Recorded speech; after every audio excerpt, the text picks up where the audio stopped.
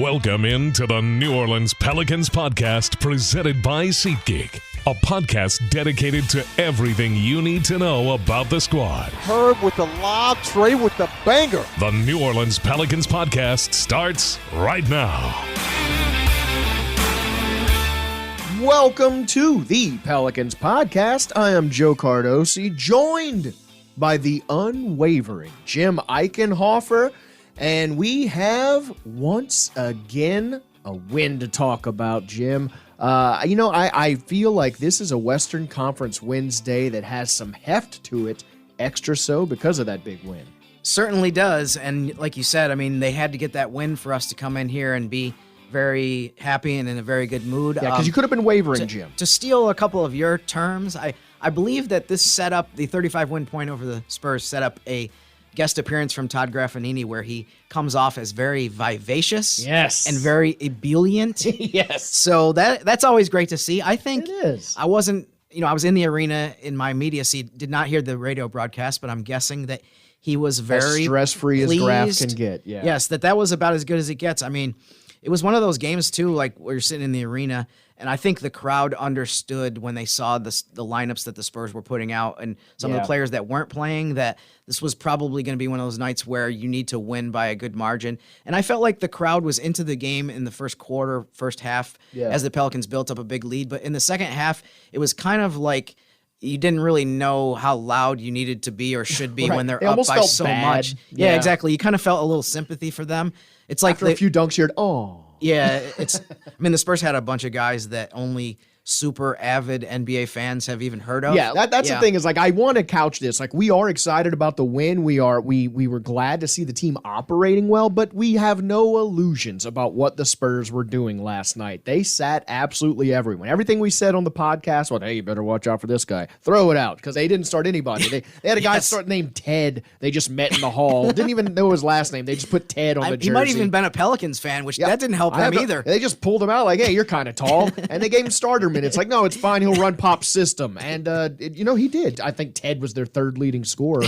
But I mean, look, you got to beat up on these teams. You got to kick around the teams that you're supposed to kick around. And to the Pelicans' credit, they did. They could have come out flat. They could have let off the gas. But they didn't. It was almost a wire-to-wire win. At one point, they did lead us. They did have a 2-point lead over us, so it wasn't quite wire-to-wire. I think only the first 5 or 6 minutes of the game or so could anyone who was going to be extremely negative and it was in the mud. That was the only that was the only time of the night where you were just like, is this going to be a close game? Like, are the Spurs going to do what they've done a lot in the past? 17, come up out of nowhere in the first. Right. No one could score. Right. It was brutal. But it didn't take long for the Pelicans to put the Spurs away. So it was kind of funny Tuesday, too, to go a little bit behind the scenes. I have to do the FanDuel keys to the game in the morning, and I send those to Social. I think Social was ready to ban my email account because I sent them 4 different emails. It seemed like every hour in the morning. A lot of ifs. I had to keep changing it because this Spur that I had mentioned as a key to the game, he's not playing now, so I guess he can't be a key to the game. So I mean, we kept walking by. I'd see Jim in his office looking at his orb, and he was just looking at all the different Gymnarios and writing them as they came to him. Luckily, you ended up nailing one of them. And you were on the street. You were a busy man because this was a big revenge game. Let's just say that for Josh Richardson, even though he has pals on the team still. And you got a gym exclusive with the man himself. I did. And I have to say, he's only been here for a month plus. And it's a lot of fun talking to him. He's sure great. People can tell he's got a really funny personality. So got to talk to him for a minute or two last night after the game. I think he was headed out of the locker room to kind of walk down the hallway to catch up with some of his guys on the Spurs that he had played with. Naji had a great outfit on apparently as well during that interview. Yeah, about a minute into this clip, you'll notice, if you listen closely, that Josh says, I think that's a good fit, Naj. And as we were talking, Naji Marshall kind of strolled by and just kind of looked at Josh. I don't know if it was a good fit, though? I didn't get a good look, honestly, so I can't verify one way or the other. Your approval is the seal. That's true. I am a fashion mogul. Yeah. The streets need Jim's approval. Yes. So that's what that part of the interview was, where he was complimenting Naji on the outfit that he was wearing. So that was a minute in.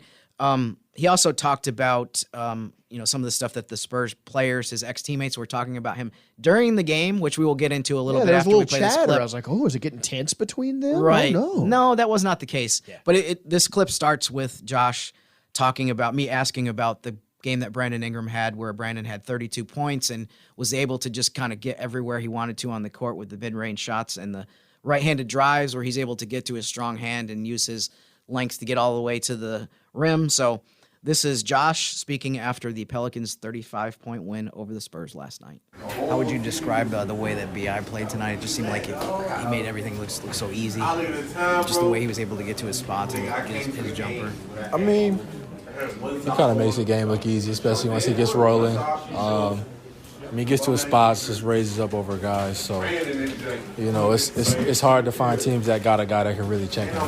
What did you think of your guys' defensive performance? They only shot 35% from the field, for example. I think guys did a good job. I mean, making shots tough, contesting everything, protecting the paint. So I'm happy how it went. What was it like playing against your former team? I know you must know a lot of these guys. It was kind of a different ensemble though in terms of like who was available to play. Yeah, I mean, they're resting guys, so trying to take care of their health. But it's good. It's always good to see my guys over there. It's a good fit. It's a good fit, Naji. Thank you, I appreciate it. Yeah, of course. I mean, was it fun? Was it a lot of fun just to be out there? Of course it's fun. Yeah. It looked like you were joking with them a couple times on the bench. Yeah, always. They be messing with me the whole game, but they're a good group of guys. So every time I get to see him, it's nice. What kind of stuff were they saying to you? Talking about my dog. Like Keldon he has like 7 dogs, so just talking about my dog. Like, tell Chip I said hey, or like talking about soccer stuff, because they know that'll get my attention. He's probably going to jump in the whirlpool, too. Thank you, man. Good dude. Appreciate it. Awesome stuff from Josh Richardson. He is Mr. Charisma. I don't know if a lot of people know that. I think a lot of Pelicans fans probably still haven't heard him talk much, but he's a fun dude. Also, great to know what Kelvin Johnson's leading assignment was that night. Yes. Apparently just talk about dogs. Yeah, the Spurs, it sounds like they took him, Popovich met with him before the game and told him, hey, I know you were listed as I think questionable to play, but we're going to have you out for the game. But we do have a very important assignment for you tonight. And Keldon Johnson's like, well, what's that? And Pop's like, we want you to distract Josh Richardson as much as possible. We're worried that he has all of our secrets. He has all of the insider scouting tips. He need to take the fire out of his eyes. Right. He's gonna tell the Pelicans everything that they need to know to beat us. Yep. So it's going to be on you to talk to Josh Richardson throughout the game. Every time he walks near the Spurs bench, I want you to mention his dog Champ. Yes. His name is Champ. And I want you to talk about soccer. I want you to, I think it's Tottenham is his favorite team. I want you to say every negative thing that you possibly can about his soccer club, and maybe that'll throw him off. Are you ready for this, Keldon? Yeah. And Keldon was like, Coach, I've been waiting for this my whole life. Yep, he stood up like the Manchurian candidate, and he just knew that he was going to nail it. And look, Pop was in the CIA, man. He knows how to run a psyop, and luckily, it did not get into Josh Richardson's head too much. It was not very effective. Let's be honest. It didn't work very well. Josh, I think, made almost every shot he took. And the Spurs lost the game by 35 points. And he loved on his doggy a little extra that night, too. So better luck next time with that assignment. But that was hilarious to hear that was the primary focus of some of the Spurs on the sideline. Yeah, definitely wasn't, menacing chatter there. So good to hear. Unless, depending on the soccer club stuff, I have no idea. I don't know how serious that stuff gets. But, man, also, Jonas Valanciunas has been looking great lately. After that meeting, it said that they were going to feature Jonas more. Willie Green has said, when they feature Jonas in the post, good things happen, whether or not he's actually scoring every time. So once they've started featuring Jonas, he got beat up last night. It was a very physical game. It just seems like every time he's there in the post, he's just abusing teams that don't have legitimate centers. And you talked about how he was getting beat up last night. I feel like part of why he was getting beat up was because he was so much bigger than almost every Spurs player that was on the court that they needed like 3 guys to walk out there with 2x4s to all swing at him they had at the 3 same time. players in a trench coat to try to make one Jonas. Right. So Sandro Mamukelishvili Nailed it. As Graff will correctly say later in the... It took him a while last broadcast. He tried a different things. He was freestyling. It was jazz for a little bit till he got it. Well, I felt a little bad for Sandro because There was one play, I don't know if you remember this in particular, where Jonas I think he got like an offensive rebound, and he kind of held the ball up above everybody. Yeah. They were all kind of trying to slide He held him at down like a baby. Basically. Yeah, and then he just put it in the basket. I tweeted that he was like the kid in Little League Baseball where the parents are all screaming that there's no way that this kid could possibly be in the right age group. It was kind of one of those deals where they want to see his ID because he just looks so much bigger In and fairness, so much heavier Jonas than had that else. beard when he was 2. So, I understand why probably people true, were yeah. concerned. Yeah. But it's lustrous and it looked good out there. B.I. also looking good out there. 32 points of his own. And it's great to see B.I. being featured as well with Zion out. B.I.'s been on a roll lately. I think in the Houston series, he really started to get clicking. And, I mean, we love to see the efficiency, too. He only took 16 shots last night to score 32 points. He was 10 for 16 from the field, 10 for 10 on free throws. Also good to see him get free throws. And yes. I'm glad we actually didn't bring this up later with Graff because we would have been here for another 20 minutes. But, True. I mean, everyone is happy to see Brandon get free throw attempts because there's been some games where it seems like he's taking the ball to the basket or getting into the paint. And it's like, what is it going to take for him to get a whistle There's here? just a dude eating spinach ready to Popeye punch him right when he gets to the basket. And they're like, yeah, no, that's just play through that. It was great to see him getting to the foul line. Great to see him being efficient. He did have a relaxing night last night, or relaxed enough for him. And you should check out his profile on WDSU. They call him a New Orleans original, the same as a muffalata, the same as a shrimp po' boy, Todd Graffanini. So, anytime you take a bite out of a shrimp po' boy, pour one out for Graff. Yes, he's definitely reached a legendary status from WDSU. It was a fun feature. I enjoyed watching it, and I particularly enjoyed the ending of it, where they kind of give a pensive-looking Graff as he kind of ponders life, the Pelicans, and just the world in general. And I should say, if you haven't watched it yet, do so, because that ending shot is it. That's the true Graff. I love that. A lot of editors might have cut that short, and I like that they left it. It's a long shot of Graff going through all the emotions of a call, and boy, are we familiar with it. The man is emotional, but he is real. He is a man of the people, and let's get him in here. Mr. Todd Graffanini. Follow him at NTGraff on Twitter. Let's speak to the man.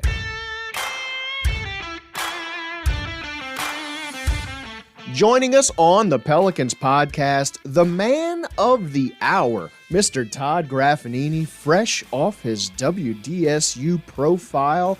If you haven't clicked like, if you haven't retweeted it, I'm just going to say it, you don't love New Orleans because he's a NOLA original. They said it themselves, man. How you doing? I'm great, Joe. Jim, it is wonderful to be on the podcast again. And, yeah, I really appreciate Sharif Ishak and Fletcher Mackel. They approached me with this, really, Sharif, for a long time. And, look, Have you watched it yet? I have not. Look, my mom loved it, so it's mom approved. That's all that matters. My wife. I've gotten so many responses on Facebook, Instagram, but I hate looking at myself on television. I really do. I know it was done well because of everything that people have told me. Yeah. I'll watch it eventually. I'll get into, I'll just Hunker I've got it on DVR. Yeah. I'll turn all the lights Have off some and huddle into a libations. corner. I have to wait till after Easter for the libations. But yes, I will eventually watch it. But I really appreciate all the feedback that I've gotten. Well, if I could give you a little sneak preview of it, I thought it did a good job of kind of encapsulating every element of your personality, the highs and lows, the ups roller and coaster downs. of Graff. Exactly. Yes, yes. So, but I thought it was splendid, though. I thought it was an excellent feature. Splendid. And you know what else was splendid? Watching the Pelicans win against the Spurs last night by 35 What a points. tremendous segue, Jim. Yes, That's I've made a lot of absolutely. progress this season working with my man Tremendous. Joe. Yeah. But it was incredible. It was the 35-point win was the biggest in franchise history against the Spurs. Hit him with some gym facts. And it was also the first time that New Orleans has swept San Antonio in a season series. This was 4-0. They had a couple opportunities where they only played 2 games, weren't able to sweep them in those in the early 2000s. Graff, you've been around for the last 4 seasons as a broadcaster, but I know you followed the team and you were here during the early seasons as well in the radio crew.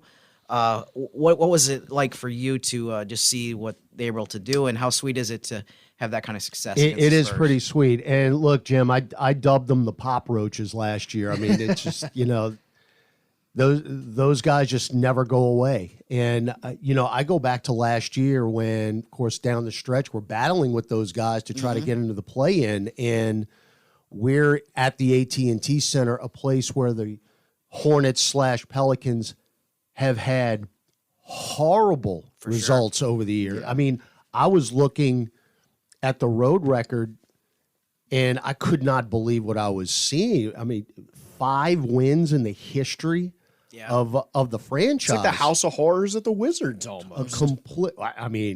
This is worse. I know you're right, but you're playing this team 2 times a year they're in San Antonio. Yeah.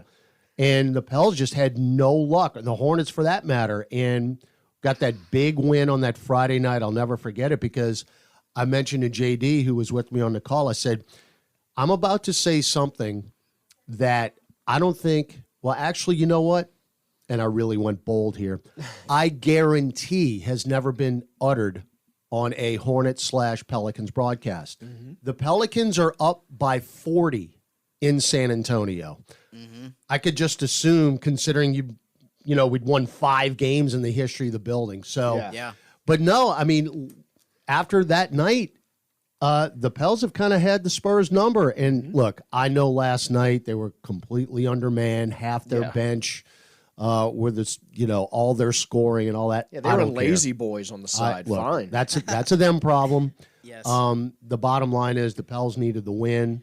We took care of business, and but yeah, Jim, just to beat those guys like that, and now, just kind of have a little upper hand in the division rivalries. Pretty nice. And I love your Pop Roaches term because I actually think that last season's Spurs were the most.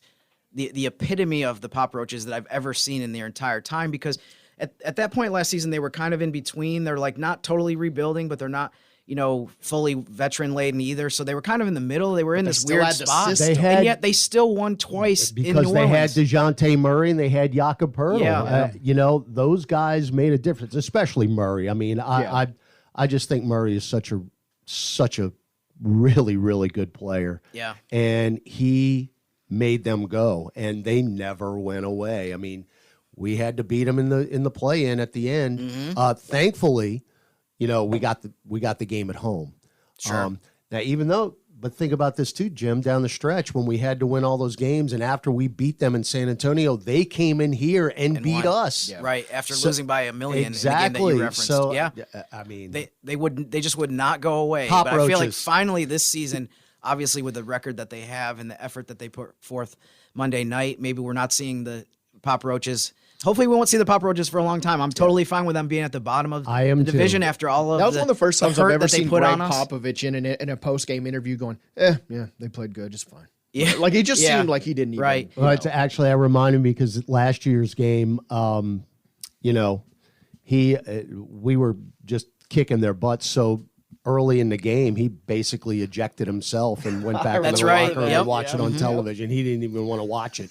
Yeah, that's true. But this year, I mean, Jim, those 2 wins in San Antonio, they still had Poeltl back then. Right. But we were so dominant inside, and those 2 games in San Antonio really weren't even close. Yeah, for sure. And as the kids say, I feel like I'm in my bag today when it comes to Pelicans Spurs facts. That's real hype of you, Jim. Along the same lines of what you were just discussing, Todd, with how when you said Pelicans are up 40 in San Antonio, that's never been said before. Here's another fact. In the first 73 games that the Pelicans played against the Spurs in franchise history, they only had 10 wins against them by double figures. They beat them by double figures 3 times this season. So they've almost, they've had 30% of those wins have been just since like November of this season. And the fourth game that they won against the Spurs was by 9. So they almost had all 4 double-digit wins this season. They won the season series 4-0 this year by an average of 20.3 points. So, I mean, I feel like I'm sure I'm speaking for a lot of people that have followed this team. It was so much fun to just be up by a ton again last night.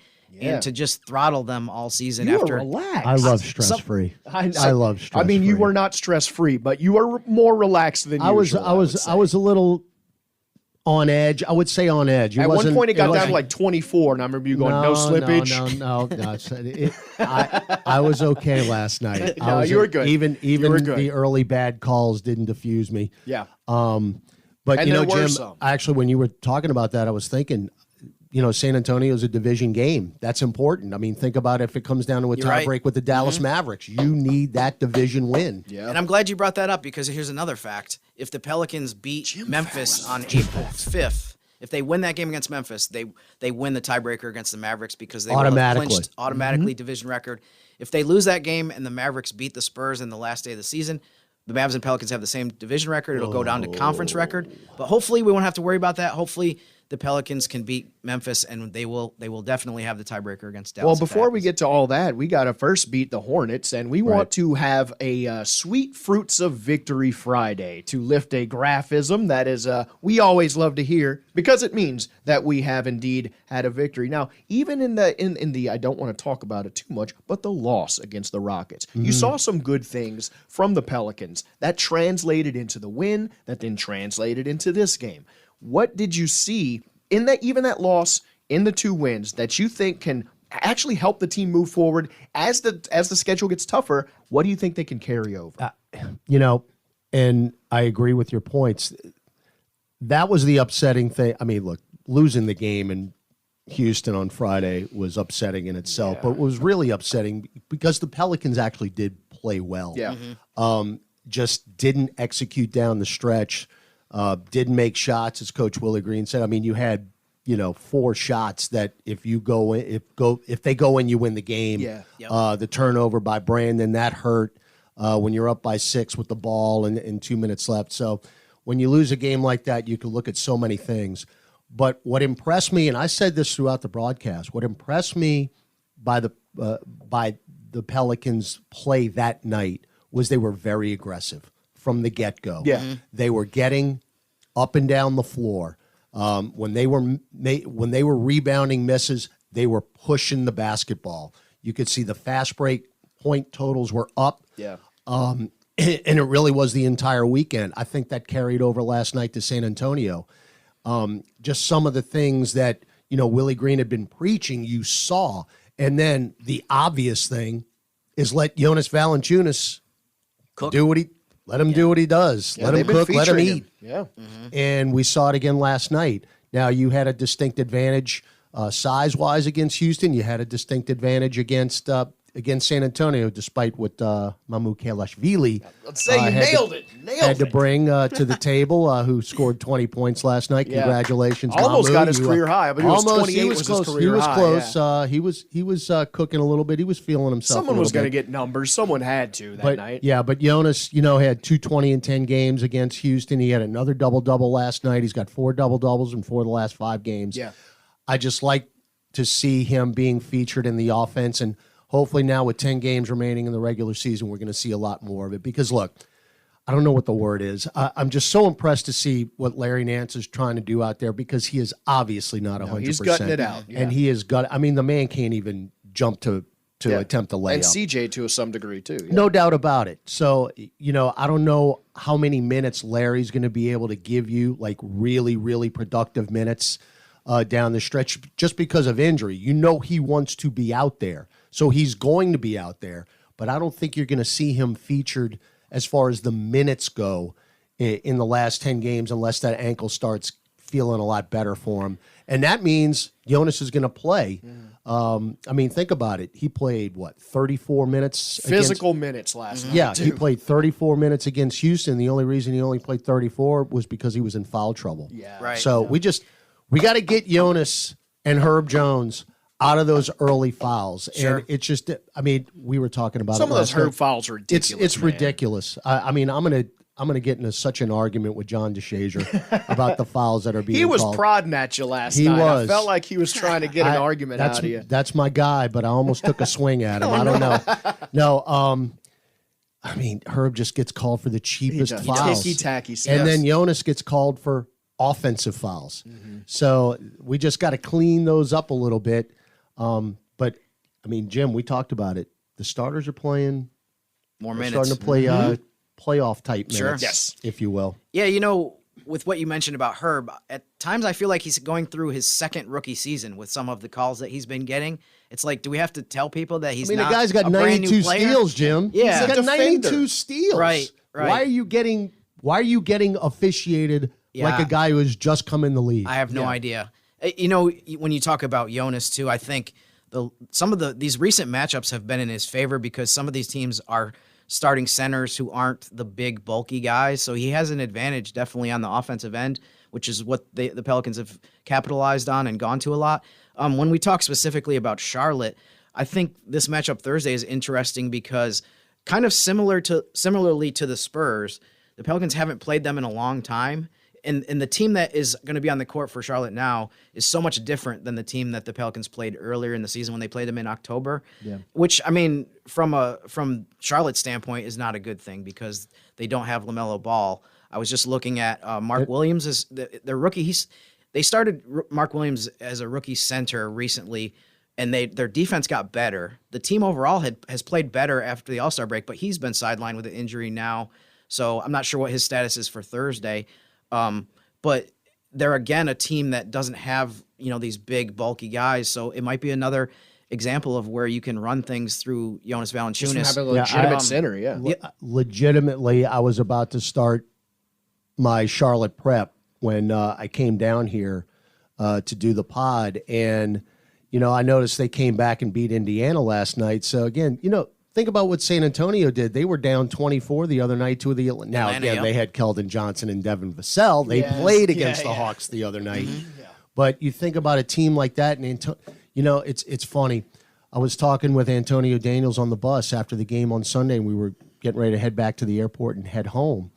And after the Houston weekend, and I was like, man, it's just so hard playing Houston because of those guys, Jalen Green and KPJ. So it's just they play so chaotic. Yeah. It's just really difficult to play a team like that. I mean, Jalen Green just going one-on-one. He's going through the legs, and he pops a 20-foot jumper. Ball. I mean, B.I. talked about how it's hard to defend. It is. And Antonio goes, the same type of, explanation, but it's also hard to play a team that's got nothing to play for.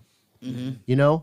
You start playing teams down the stretch that are in a similar position that the Pelicans are, where there's a goal, and you're trying to get to the postseason.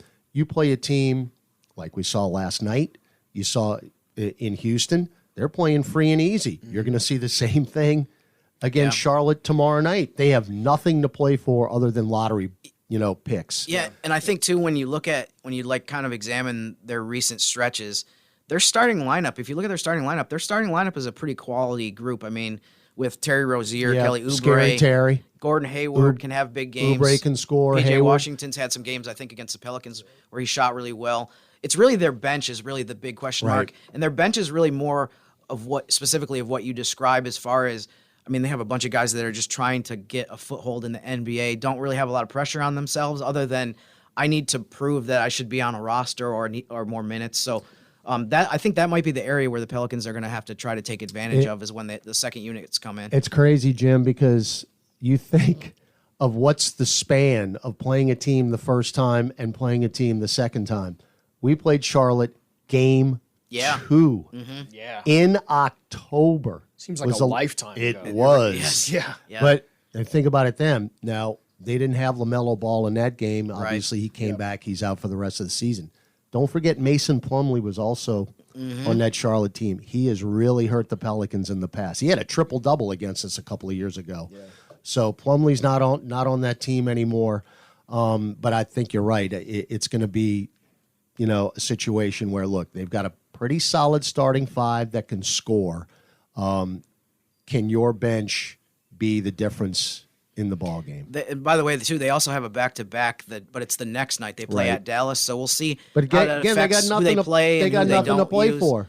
Yeah, I think they've mostly been playing their main guys, so I think we should probably expect to see what's been on the court lately, and it won't be a Spurs situation where you see a bunch of guys on the day of the game ruled out. It's funny. I was talking to Bill Schoening, the voice of the San Antonio Spurs, last night, and they have a very vested interest in what the Charlotte Hornets are doing right now because they're at the bottom of the standings and they're fighting for lottery picks and so he's a huge Hornets fan right now. Is basically what you're saying.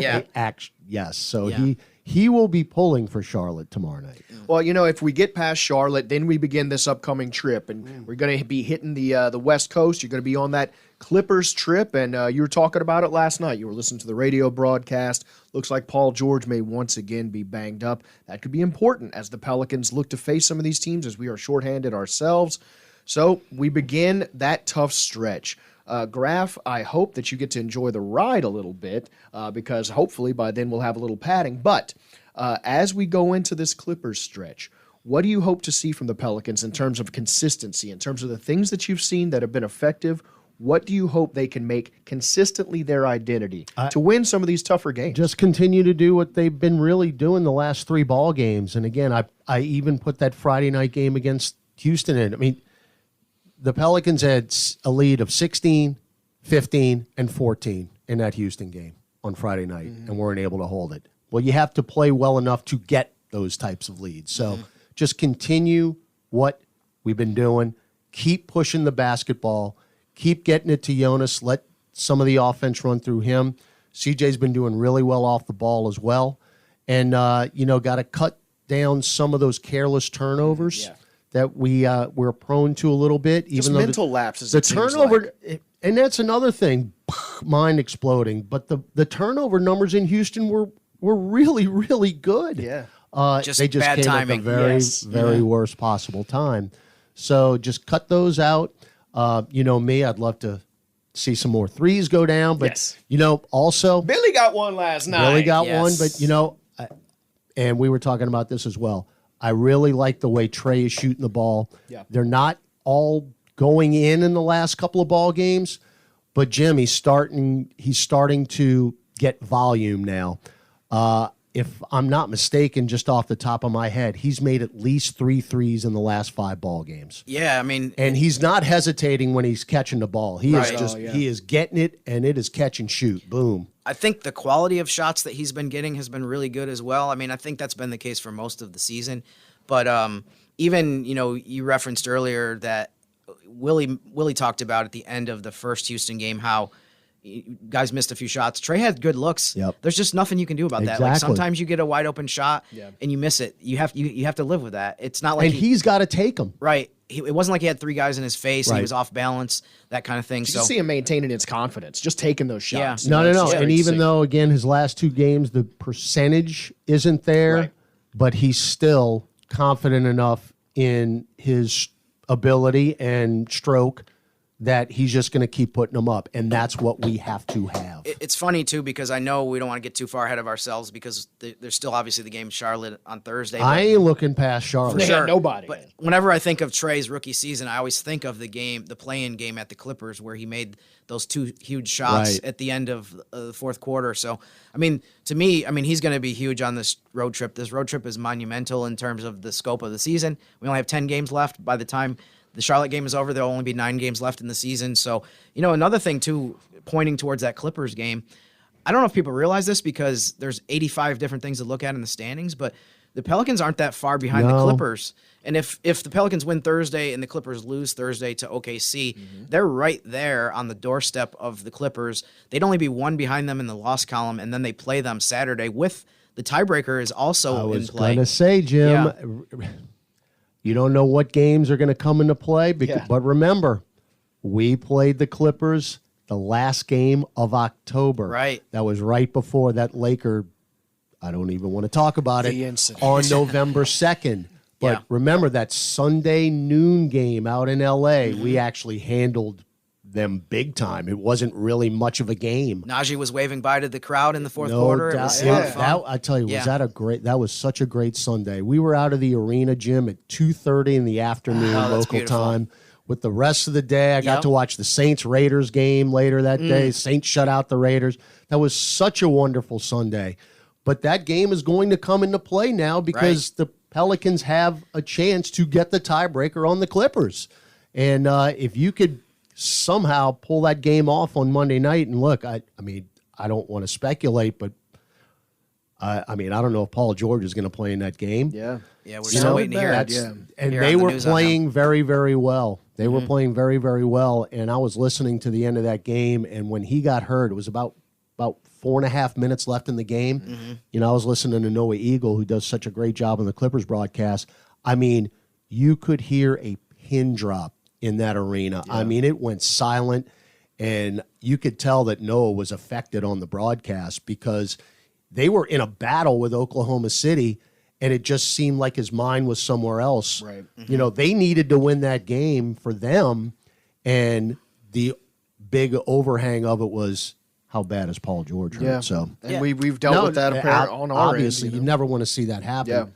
But, you know, that is a big time player that they might not have on Monday. Absolutely. I think people are especially Saturday. Yeah. Saturday. People are especially sympathetic towards Paul George based on that so many people saw, unfortunately, live, real time, the injury that he had when he was in USA Basketball, which was really a kind of a gruesome looking play and one that kept him out for almost the entire following season. So, I mean, the guy's been affected by injuries, and we hate seeing any player that has that, you know, derail their career for a while.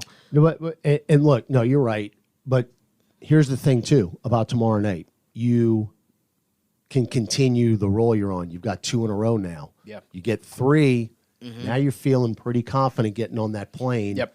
And, you know, getting back to the way you know that you're capable of playing. And that's everything, man, having that confidence. Yeah, just having wind in our sails again. Totally. It's been a long time since we got to put a streak together. Correct. And just being able to have that going into this road trip, I think, would be huge. Graf, man, thank you so much for hopping on the podcast. Also, you know, I know you and JD have been having some disagreements about calls, but isn't it great to have him back in the booth, man? It's just he's Just the adds yin such to a my different yang, atmosphere. man. Yeah. He attempts to keep me grounded. It's just when I start getting into the depths of Graf, he'll pull me back up. He's just so positive. But sometimes he pokes you with a stick, too. No, he was poking me last night because you know me. I am, you know, it's all about the refs' bad calls. And JD's like, oh, that's a good call. Yeah. That's a good call. That's actually, he got him. Drives me crazy. Yeah. Drives me crazy. Herb did have one foul call against him last night where I was like, no way, that was a foul. And then I saw the replay. Oh, no, I was wrong. Yeah. He definitely grabbed the guy in the hip. And I'm just like, JD, I can't look at the replays, man. You just don't. I can't. I don't want to know the truth. I don't. I want to know what feels good. That we almost had to send Jim up there to separate them, but we were just glad that it didn't come to blows. Graf, looking forward to another win, hopefully against these Hornets, and let's keep it rolling, man. Let's keep it rolling. Yeah.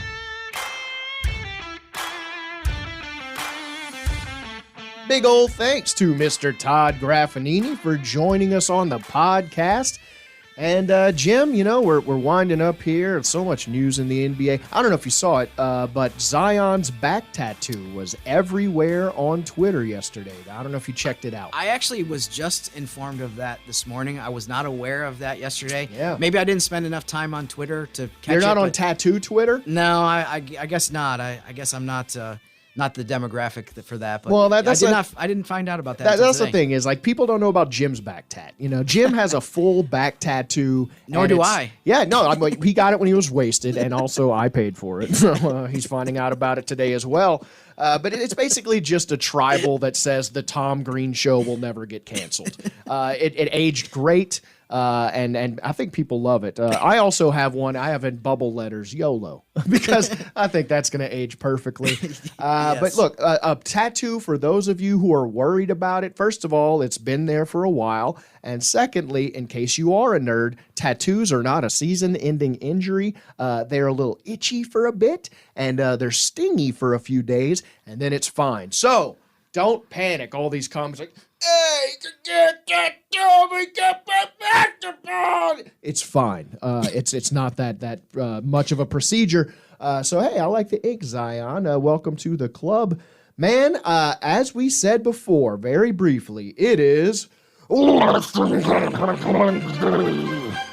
Western Conference Wednesday. Sorry, I got too excited. It is a Western Conference Wednesday indeed. And the Pelicans are now one game behind those 8-seeded Mavericks. Let's get into the scenarios. This race is so tight. Joe, we've had a chock-full, jam-packed show, and you're is. telling me it's Western Conference Wednesday, It too? is Western Conference Wednesday. In addition to all the stuff that we've already had on the show. Absolutely. Wow, this is a great day. I know, But I know. No, to your point about the scenarios. So this is actually kind of easy to explain in terms of It's gotten specifically easier, Wednesday yeah. night. So the Pelicans are in 12th place at 35 and 37 going into Wednesday night. Okay. There are 4 teams in 8th through 11th place that are all playing Wednesday night.